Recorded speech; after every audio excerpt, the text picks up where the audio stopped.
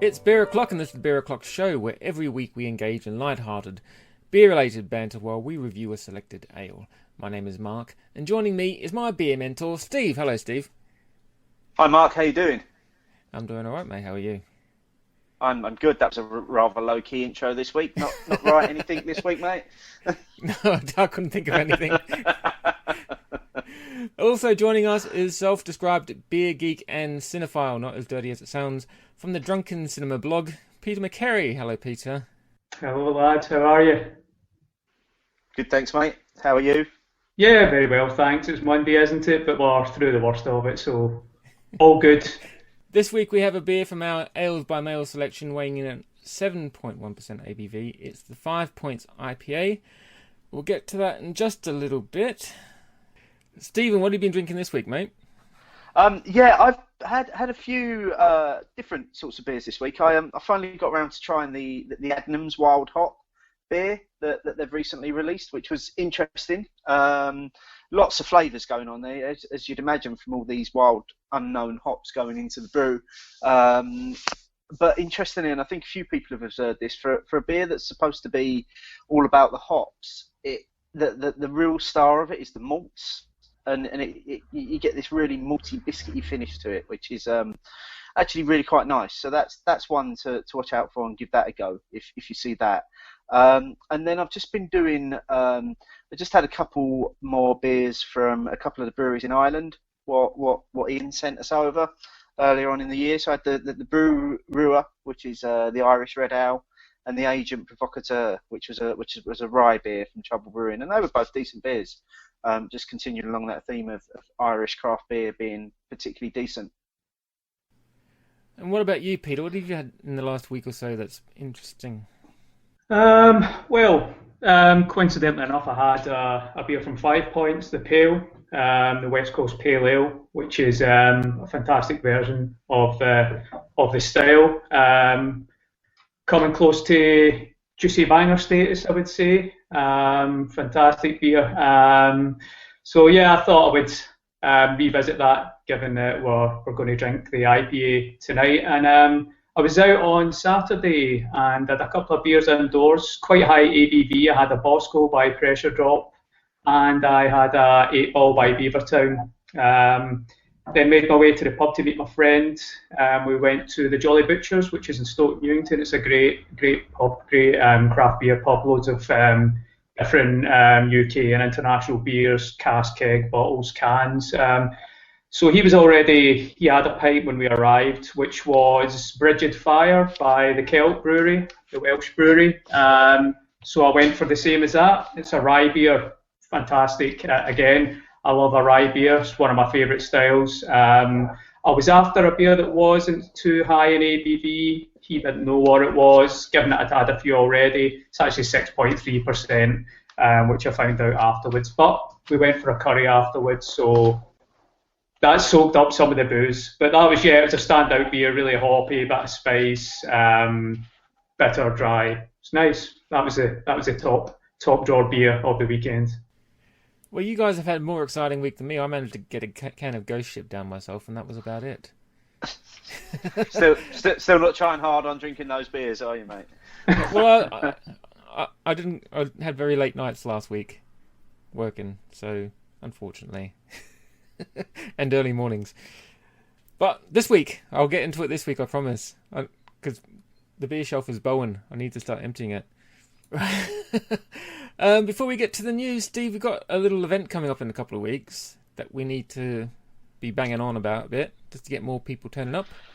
Not that we don't have enough people coming anyway. Yeah, it's about time that we formally mentioned it, isn't it? Really, it's the Crimbo Crawl coming on Saturday, 13th of December. The theme for this year is really it's about the best of what London's got to offer in terms of some of the bars and some of the beers as well. So we're starting off at a new place in Islington called the Hop and Berry, which by all accounts only serves exclusively beers from London. So you're only going to get a choice of some of the finest brews from the capital in there. We're starting there at 1 o'clock. So if people want to join us at the starting point, that's the time to meet us there. From there, we're going to the brew house and kitchen in Islington, where they've kindly arranged a Meet the Brewer session with Pete Hughes, who's the current chairman of the London Amateur Brewers Alliance as well. But he also works in the brew house and kitchen because it's a micro brewery in a pub. So he's kindly offered to have a chat to anybody about the brewing that goes on there and brewing in general. We're then moving on from there to the Euston Tap, which is probably one of the original defining craft beer bars that the capital has to offer. And then from the Euston Tap, we're heading over to Brewdog Shepherd's Bush to finish the day, working our way across their 40 taps. So all the information's up on the website. Just click on the Crimbo Crawl link and you can see all the information. You can see the route that we're taking and everything. Yeah, sounds like it's going to be a good day. Sounds like there's loads of people coming along to that. Should be a really good day. Christmas campers are of course optional. It's also I can confirm the Hop and Berry's a cracking pub. I was there a few weeks ago. I've been a couple of times now. It was good in its previous incarnation. It was called the Barnsbury and it had a couple of nice beers. But now it's full on. They've turned the craft up to 11. So and as you say, all beers are from London. And what is a nice touch is on the tap list on the boards they have the brewery, the beer, the ABV, which is normal. But they also then have the distance from the pub that how far away the beer was actually brewed, so where the brewery is. So yeah, you know how far away your pints travel basically. So yeah, should be a good day. Yeah, that is a nice touch actually. If you're in London, if you're just outside London, or you can get to London on the 13th, then please do your very best to come and join us. Stephen. Mark. Does you got any news, mate? I've got a shit ton of news this week. I'm going to need some almighty pips for the amount of news that I've got lined up for this week. I can't remember how I do my pips now. News. You know, interestingly, people are beginning to measure the quality of each show on how good the pips are. I don't know if you've noticed this recently on Twitter, but there are people that are now commenting on. Oh, 22 minutes into the show.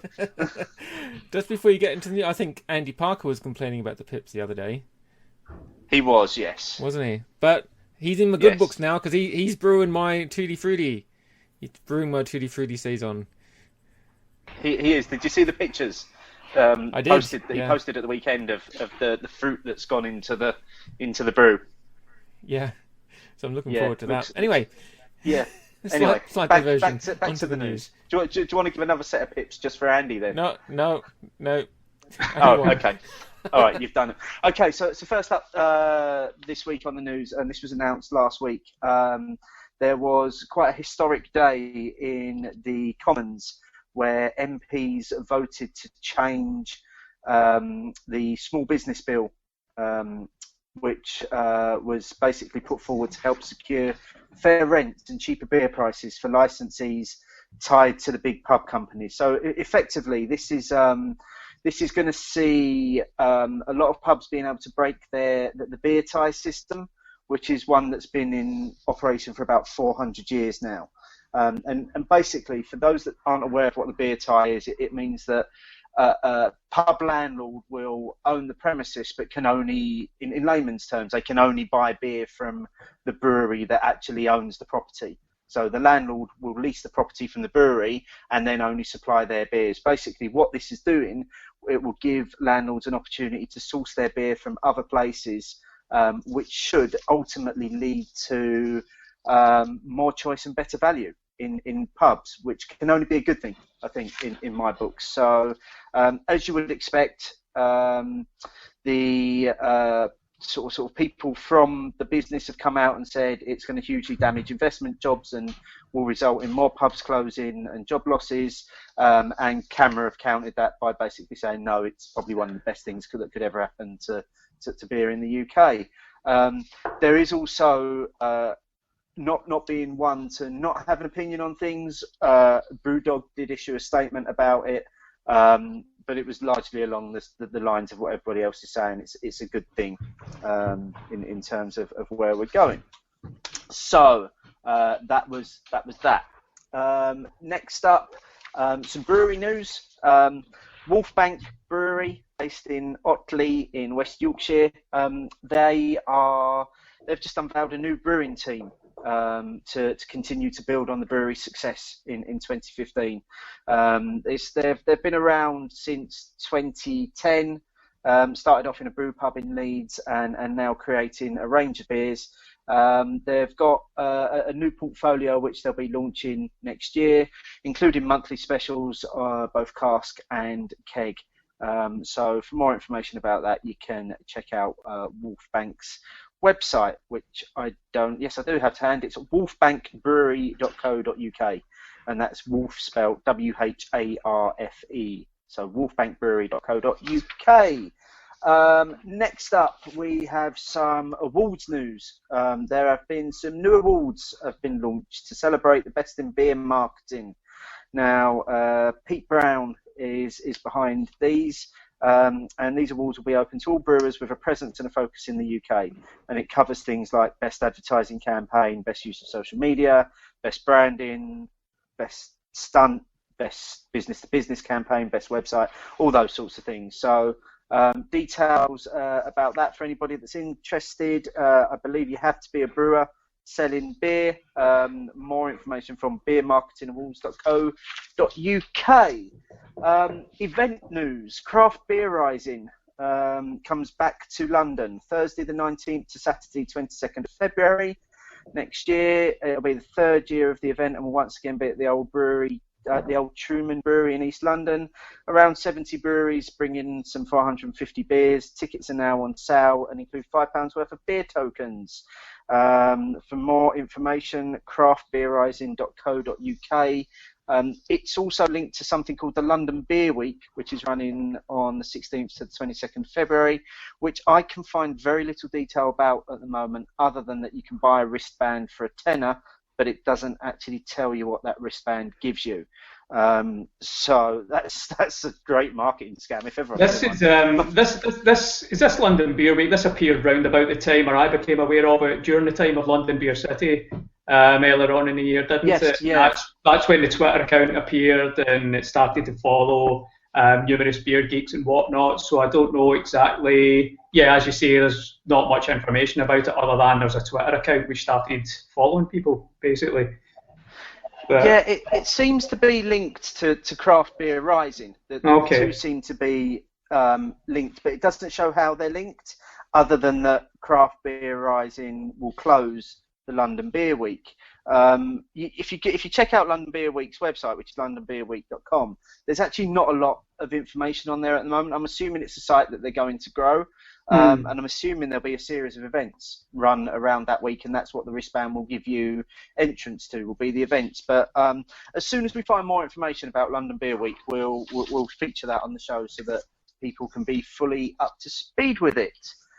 And then finally, this week's news, just because we haven't mentioned them in a few weeks, Brewdog are back in the news this week with a whole raft of things, mainly new beer releases that they've got coming out. So just to quickly run through these, they've announced their next two in their AB series. So AB 17 will be a 3-coffee rye imperial porter, and then AB 18 will be an imperial brown ale with berries.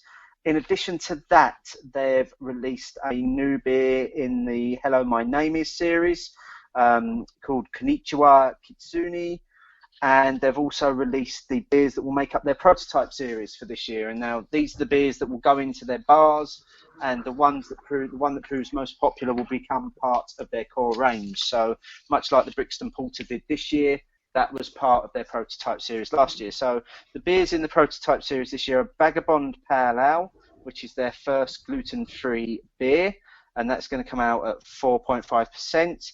Then there's one called Hop Fiction, which is a brewhouse-only IPA, and that's going to be 6.5%. There's an all-day-long revamped mild ale at 2.7%, and there's a alt beer, Northern German retro alt beer at 5.3%. So that's the new beers heading to Brewdog bars near you now. And so ends the news. Whew. I'm a bit exhausted from all that. Yeah, that was a lot of news this week, and I've had to actually trim back on the news as well, mate. Some of the stuff's gone forward to next week. Right, on to this week's featured beer. This is from the 5 Points Brewing Company. It is... They're London-based, aren't they? They are, indeed. Oh, yep, Hackney in London. Cool. It is a 7.1%. Peter's getting into his already. Yeah, I was going to say, he's well tucking into that, isn't he? IPA featuring Cascading Galaxy hops, guys. You didn't have to do your research because it's right on the label. I knew that. I was just testing Steve. This is one of our Ales by Mail selected beers, kindly supplied by Ales by Mail, and you can probably, in a few weeks, hear our little mumble-jumble audio review on the Ales by Mail website. And don't forget, if you want to get yourself a bottle of 5 Points of IPA, you can do so with 10% off. Wait till the end of the show for the discount code. Let's get into it. It's got a lovely aroma to it coming out of the bottle. Yeah, absolutely. Smells amazing. It's got a really juicy sort of tropical profile to it. I was about to say that is a cliche, but a cliche because it's true. Big tropical fruit smells. Oh, it does as well. Oh, and then when it's in the glass, there's a hint of pine on that as well, which is coming through. It's ever so subtle, but it's there, and that's something that I really like to find in an IPA.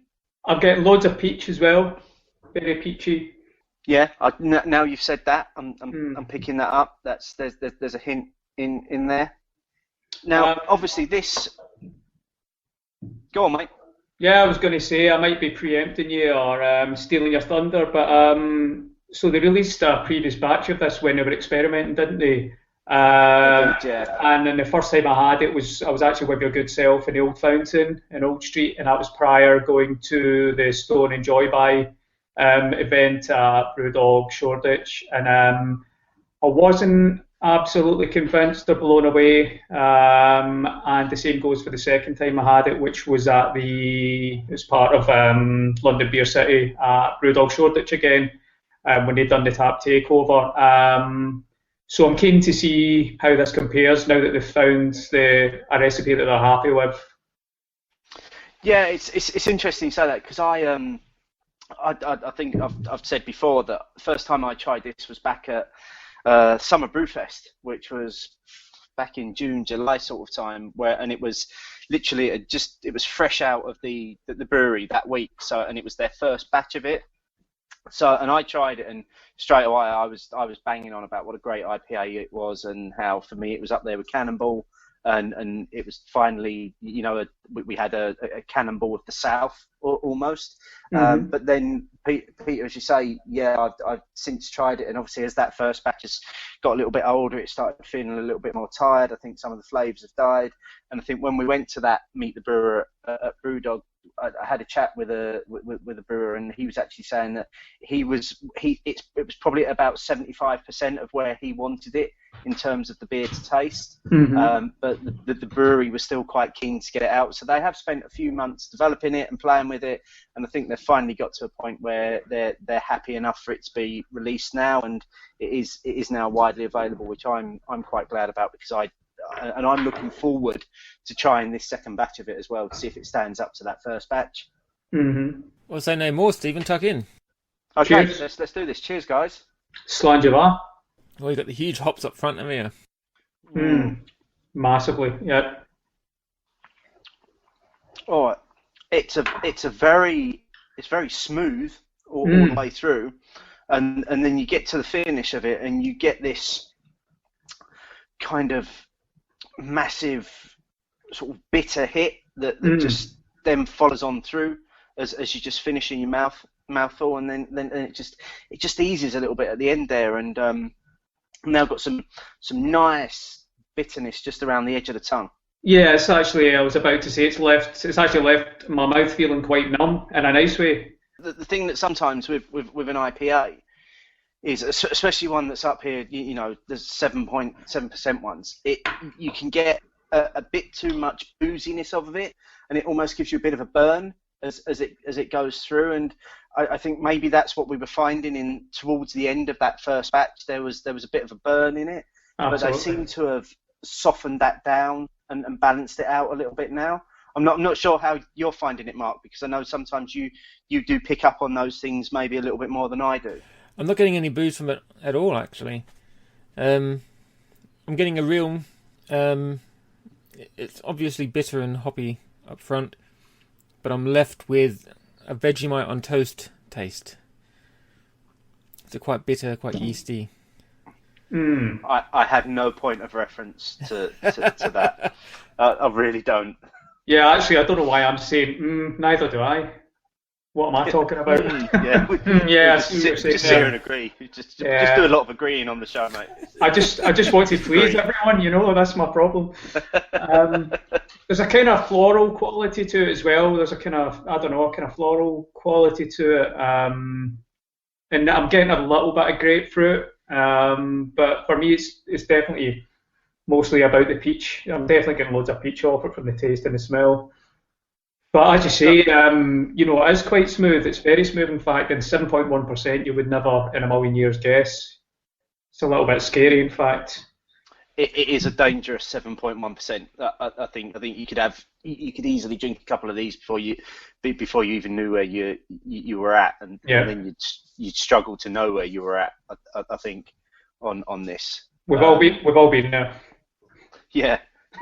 I'm probably getting more of I'm getting less of the peach on the flavour, and I'm probably getting more of the grapefruit coming through. It's giving me that really grapefruit bitterness at the end, but it is softened by a lot of other tropical flavours as it comes in at the beginning, and it's just, I mean, it's not massively carbonated either. No. I've got to say, there's enough in there to give you the effervescence in the mouth, and I just wonder if possibly on keg this will be a different beast, because there'd be a lot more carbonation in there. It's a fairly decent beer. I mean, I'm going to stick with it and say it's a good IPA. On reflection, maybe it's not quite up there with the likes of Cannonball and Halcyon, having had much more opportunity to road test both of those. But this is still a very, very good IPA, and it's one that I would quite happily go to time and time again. I assume that as with the rest of the core range, 5 points, this will be available on cask and keg. Perhaps not, given its given the strength of it and the bitterness, it may feel it's better represented on keg. But it would be interesting to try both. Try it on both dispensing methods, side by side ideally. But it'd be nice just to do that comparison, If they had this on cask and some of the strength kind of dissipated a little bit, I think it would end up being a very nice, slightly strong, bitter ale. Yeah, I'm not convinced it'd work on cask. I'd have to try that to be really convinced that an IPA like this sort of modern style IPA, would work on cask. Yeah, I see what you're saying. It would be more suited to keg, but I know that that's what they do. Well, with the rest of the beers, they bottle them, they have them on cask and on keg. Be interesting to find out. Yeah, and it's as you say, this is now they've released it. This is part of their core range. So this now sits alongside their normal pale ale, the Hook Island Red, and the Railway Porter.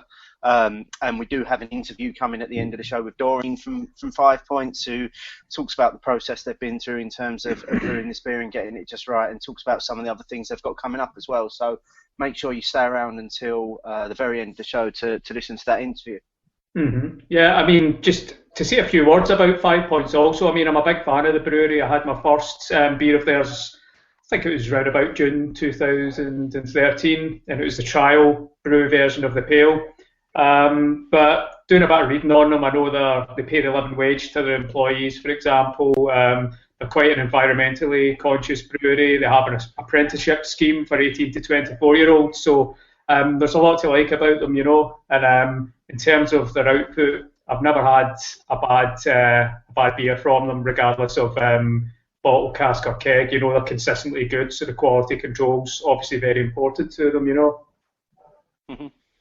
See, now it's interesting that you say that, because I chat to Doreen about this in the interview. I was really surprised when I was researching 5 Points that they're only just 18 months old, because that they feel like a brewery that's very, very well established, very highly thought of, and that have been around for years, but they're not even 2 years old yet. So, but yet they're churning out beers that are of a consistent quality. Yeah. Cool. Pete, while we're talking about this beer, why don't you tell us a little bit about your Drunken Cinema blog, which I believe combines your love of beer and your love of cinemas that sell beer. It does. Although, I mean, it's in its current format, it's very new. But the origins are 2011. I was seeing so many movies, and I was lamenting the fact to my then flatmate that I would often forget the names of these films, that at the time made such an impression on me, but I couldn't remember them. He said, "Why don't you start a blog?" Which I did, just as a way for me to document films that I really enjoyed and loved. And this was before I was aware of Flickster, which is now where I record the movies that I've seen. And another really, it just went by the wayside after a few drunken posts, to be honest. It was a record for myself, but then a few years later, as my love for beer continued to grow, I was looking for cinemas that sold decent beer, and decided just to stick it again, just to stick it in a blog and document the cinemas in London, independent cinemas where you can have a nice beer, and as a kind of, I suppose, a resource for people that are like-minded, who like to see good films and good cinemas and drink good beer. If you can do that all in the same place, that's ideal.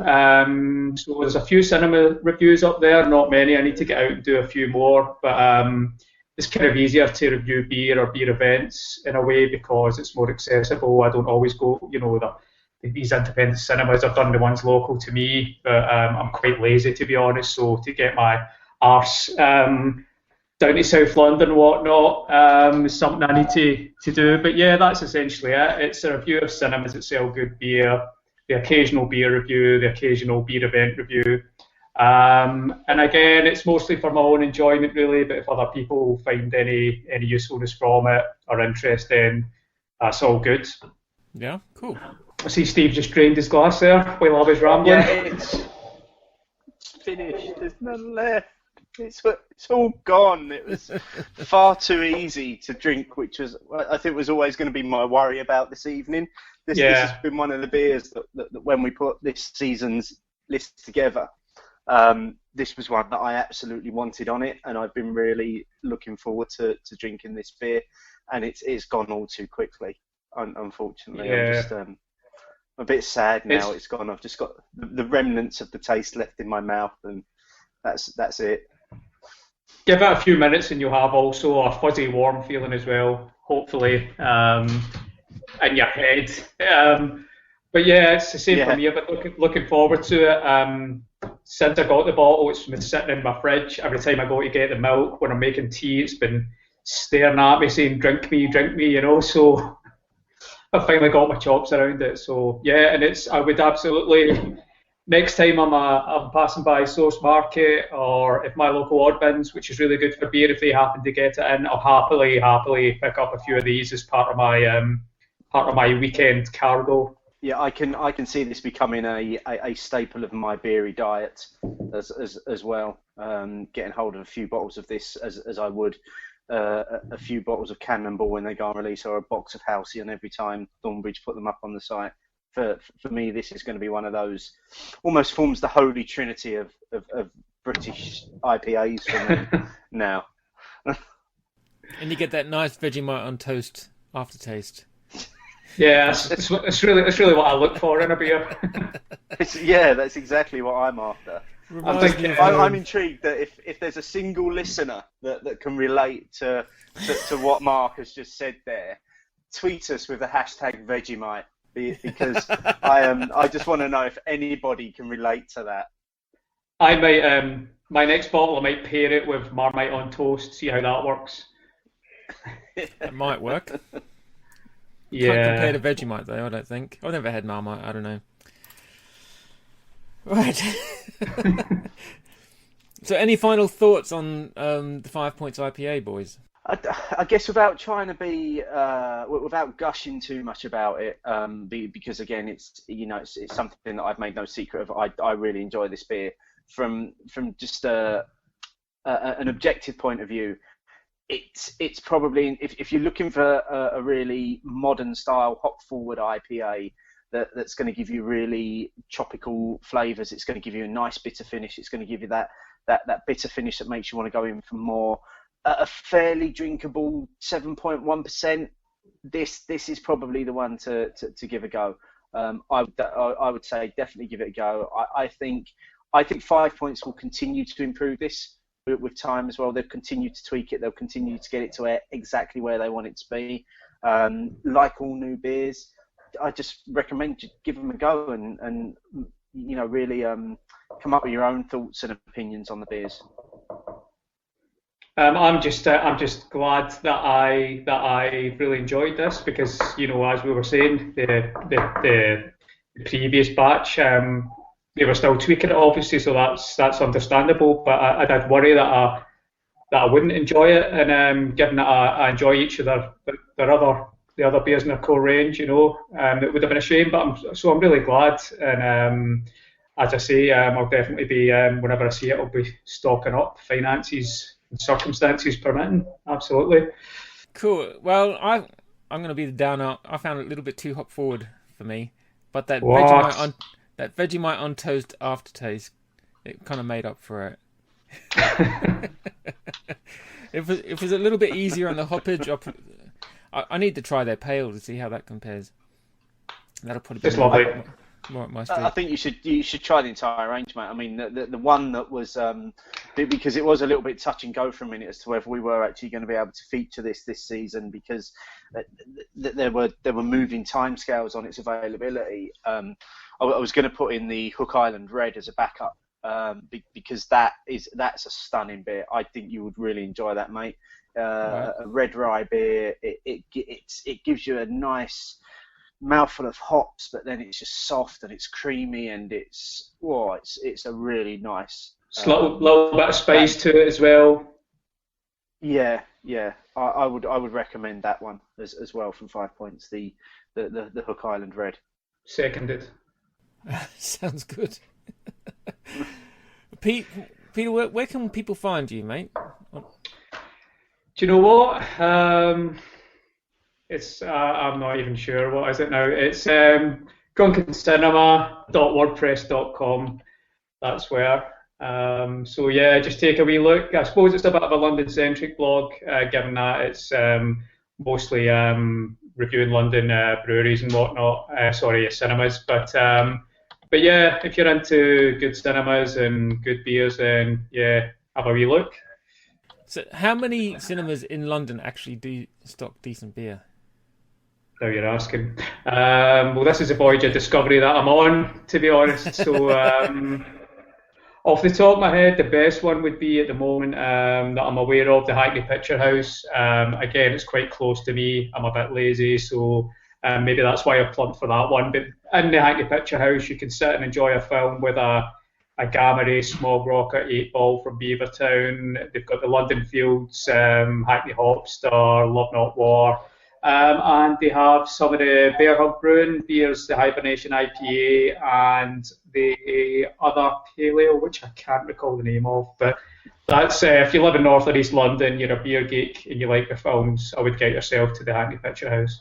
Cool. People can also find you on Twitter at PJ McKerry, can't they? That's also true. Yeah, that's also true at PJ McKerry. I would encourage people to check out Pete's Twitter feed just for the most majestic beard you're ever likely to see. We've made it this far through the show without mentioning it, but seriously, it's the best beard we've ever had on the Beer O'Clock show. Although my profile picture was a few months old, so yeah, so it's not entirely accurate. Maybe I'll change that tonight. There was one on. Did you put? It was Instagram last night. You put a new picture of you looking It was a selfie of your beard, wasn't it? It was, yeah. Was that on Instagram? That was on Instagram, yeah. Just, sharing a beard power. This is totally beard o'clock, isn't it? It is beard o'clock, yeah. But there's a link. Is there a beard for that, do you think? I think there should be. If people really care, there's a link to my Instagram account on the Drunken Cinema WordPress site, so have a look. Stephen, do we have a prize this week, mate? We do, seeing as we were talking about Instagram, yeah. Quite an easy one this week, actually. There were a lot of good pictures again. There's still a great number of people that are engaging with the Prize This Prize on Instagram. Make sure you join in too using the hashtag Cheers, guys. But this week's Prize This Prize, for the second week in a row, goes to Son of a Gun, who posted what can only be described as a picture that is still fucking with my mind right now. I can't even describe it. It's up on our Instagram account. It's linked to in the show notes. But he's taken a picture of a beer glass and a bottle of Big Leaf Maple from Anchor Brewing, which is upside down, and both things are on a mirror. So you get a mirror reflection of them as well, and it just blows your mind. You just look at it, but it's just such a stunning picture. So, Son of a Gun, for the second week in a row, you are our Prize This Prize winner. Will you make it a hat trick next week? First person to ever retain the Prize This Prize 3 weeks in a row. We shall see. The Beer O'Clock Show is proud to be supported by Ales by Mail, your premier destination for bottled real ales delivered directly to your door. Visit alesbymail.co.uk and use the discount code BOCS10 for a 10% discount, including from the 5 Points IPA, which you can get from them. 10% off, get yourself a box. You can find us online. I would fill your boots on the 5 Points IPA as well. Sorry, I'm just going to talk all over you there, mate. But I would seriously fill your boots on the 5 Points IPA because it's a real cracking beer, honestly. And 330 mils is possibly not enough of this beer. I need more of this. Sorry, you can finish with what you were saying now. And considering that Ales by Mail don't stock Vegemite on toast, you may as well get yourself a 5 Points IPA. You can find us online at beeroclockshow.co.uk, on Twitter at beeroclockshow, at Twitter, on Instagram at Beer O'Clock Show, on Untapped at Beer O'Clock Show Steve. I'm on Untapped at Roku, and on Twitter at Roku Beer. Stay tuned to the end of the tinkly music for an interview with Doreen from 5 Points Brewing Company. Peter McKerry, thank you very much for joining us this week, mate. It's been a pleasure. You're most welcome. Thanks for having me. If I could reach through the monitor and stroke your beard, I would. Maybe one day. Crimbo Crawl if you're coming. Yeah. Oh, I'll be there. Oh, fingertips ready. Excellent. Right. Pete, you haven't had an offer like that for ages. Stephen. Mark. Thank you very much, mate. It's been the highlight of my week. I've thoroughly enjoyed tonight. We've got a guest on that didn't ruin it for me. Brilliant. Really looking forward to next week's show as well, mate. Should be a good one next week. Indeed. What do we got next week? We are finishing our Italian Discovery series. We're going into our last beer from Beers from Italy, which is the Baladin Nora, which is an Egyptian-style brew, and actually comes in a 750ml bottle that is wax sealed as well. So knives at the ready next week to get through that one. And that wasn't enough. We'll have Andy and Jeremiah from Beers from Italy, who will be back on with us to talk about how they've found our own discovery of Italian beers this season, to see if it's what they were hoping it would be. They'll be saying, we can't believe we actually wasted our time on you guys. Yeah. Okay, until next week. Thank you very much, guys. Cheerio.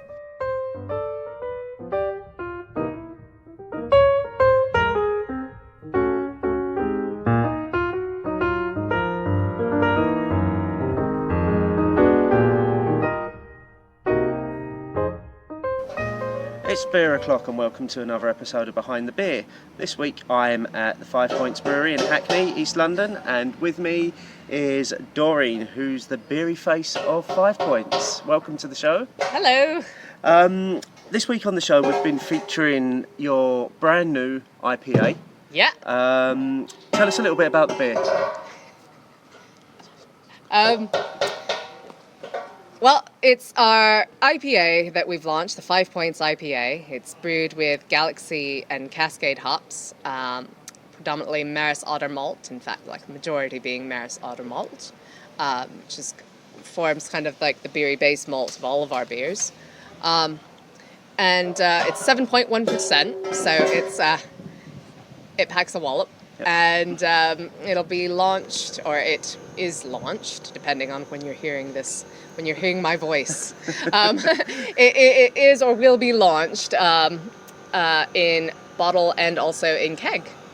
Okay, and why the decision to add an IPA to your range now? Well, we intended to launch it much earlier in the year, but it wasn't one of the beers that we initially started out with. But there is a demand for a 5 Points IPA. In fact, a lot of people tend to mistake our pale ale for being an IPA just because of the quality and kind of strength of its flavor. So it's, there's always room for a really good quality IPA. It's delicious. And, I think that we make a really good one. Some would say IPA is a very crowded market. What do you think is going to make the 5 Points IPA stand out in that market?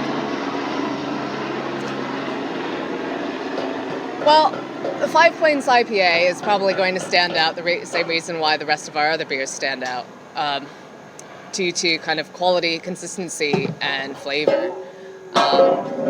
It's like the rest of our beers, it's unfiltered and it's unpasteurized. Also, it's we're hoping that we sorry, distracted. Also, it's okay.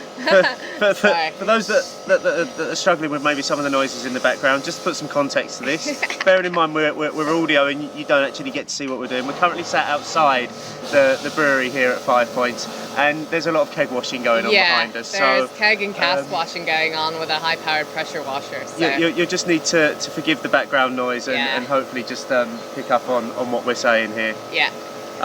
So we was talking about the IPA and it's standing out in a crowded market. Yeah, I think it will, because what I'm seeing a lot of now is a lot of people going to American IPAs brewed in America to kind of fill their beer lines and also to kind of go to, and that's great.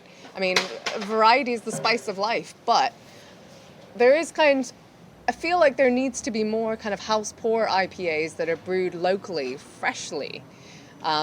There is a big difference from the beers that I drink back home in Florida, where I'm from the Cigar City beers, even the Sierra Nevada beers. There's a big difference in kind of like the freshness quality and when it was bottled by, then like their kind of counterparts over here, which you can't get Cigar City over here, but still. The Sierra Nevadas, the Odells and stuff, they're really exquisite, but,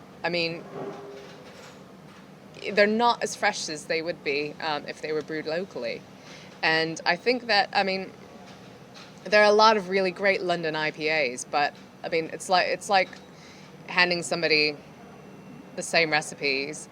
Everybody's going to kind of interpret theirs differently. Ours is going to be quite lush, really tropical, and where you have some other IPAs that are being brewed by other London brewers and other brewers in general that often take on either grassy notes or they're a bit focusing more on kind of citrusy or really kind of maybe even spicy flavors. But I think that's the kind of beer that we're trying to interpret, and I think that it'll be really popular. The feedback that we've gotten on it so far has been really good.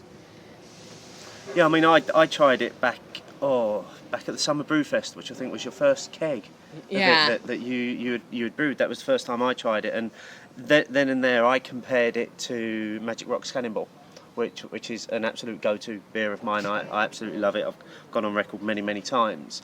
But my first sip of the 5 Points IPA, and I was like, wow, this is as good as Cannonball.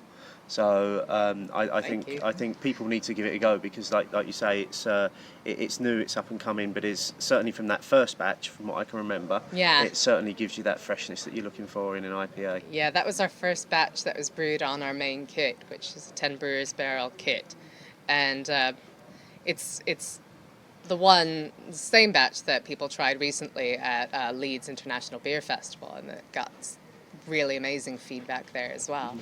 There are people ordering pints of it, which I don't really recommend, but especially if I have to deal with you later.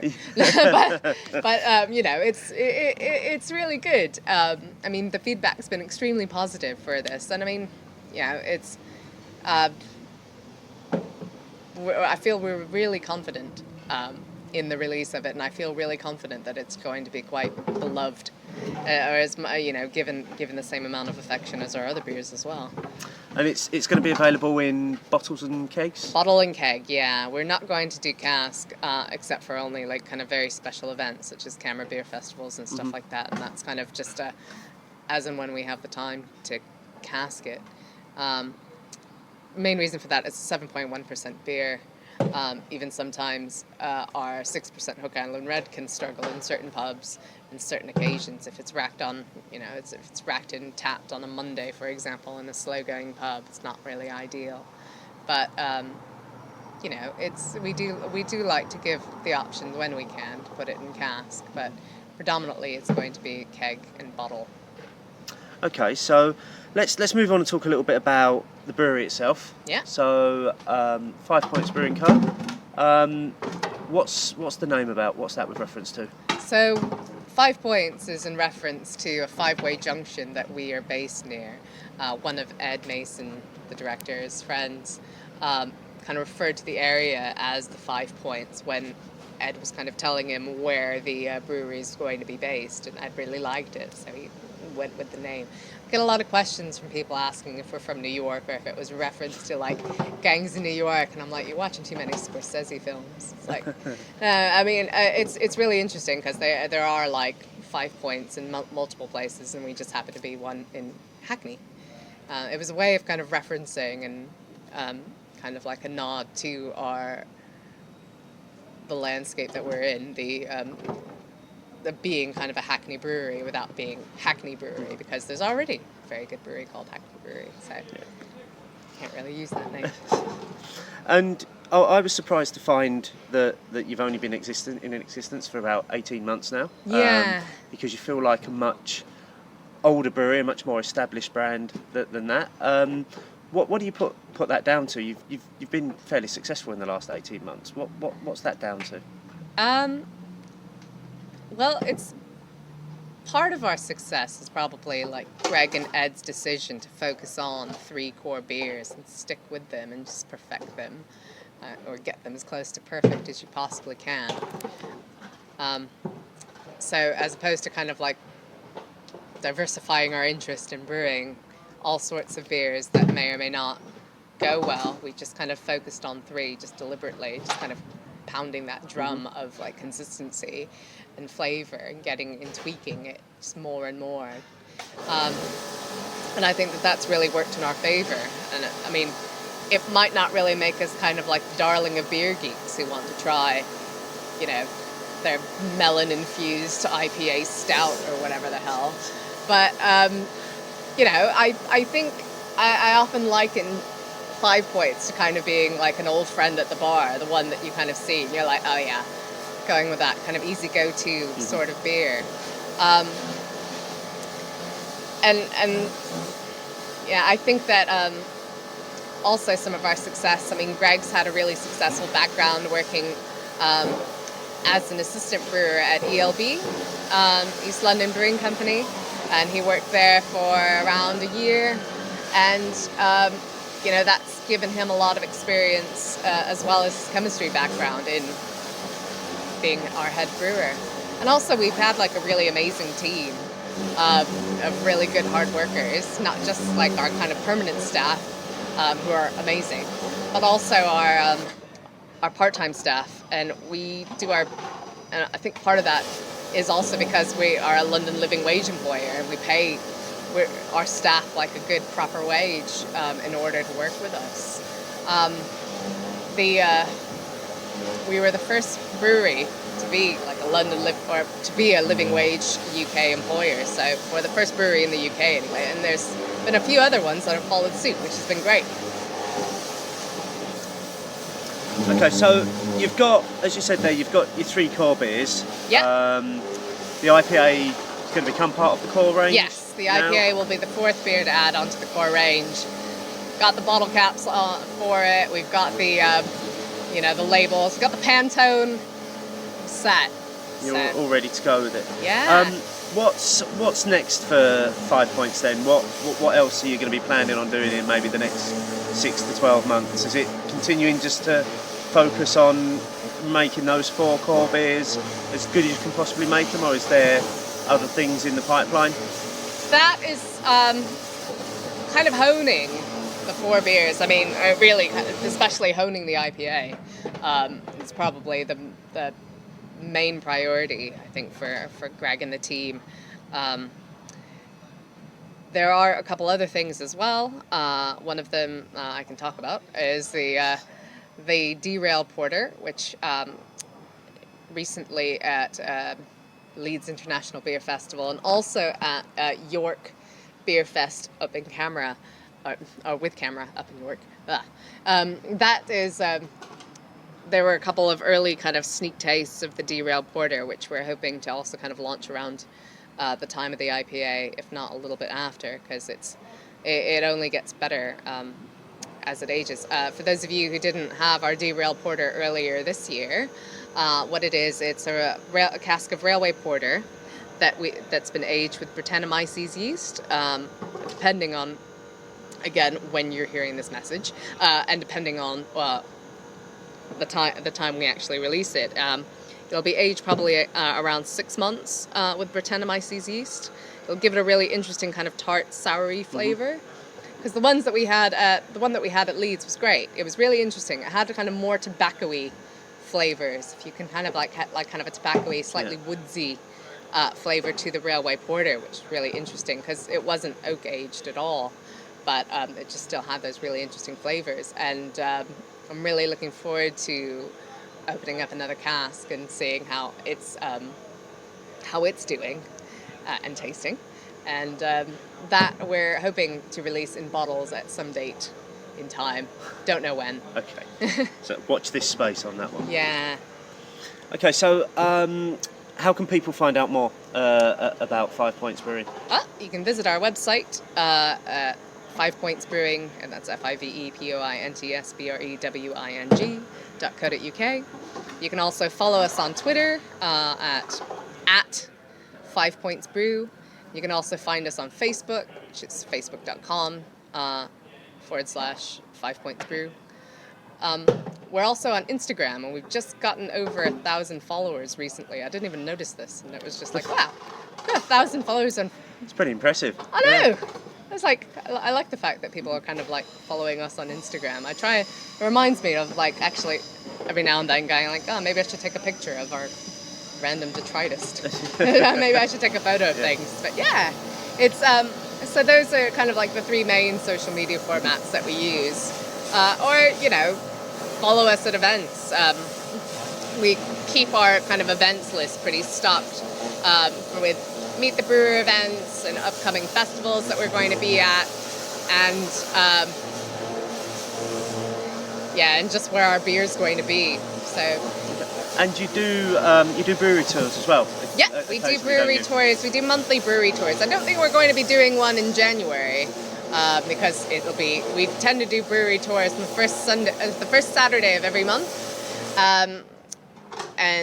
So we do once a month brewery tours, and we've got them on sale for October, November, and December. And that's just through the website again, people can... Yeah, people can find the link through the website. It's listed on Eventbrite as well. but you'll find us kind of constantly tweeting about it or putting it up on Facebook. We also have an email newsletter that I actually need to work on right now. We've got an email newsletter that people can sign up for. I promise not to spam you. We only send out emails about once a week, or no, sorry, once a month. Once a month. Definitely won't spam you. It's worth reading. Sometimes I make jokes. Okay, well, I better let you get back to writing your latest newsletter. Yeah. Then. I do appreciate you giving up the time. Yeah. Thank you for talking to us about the IPA that we sampled on tonight's show as well. And we look forward to getting other people's feedback about that particular beer as well. So thank you very much. Thank you.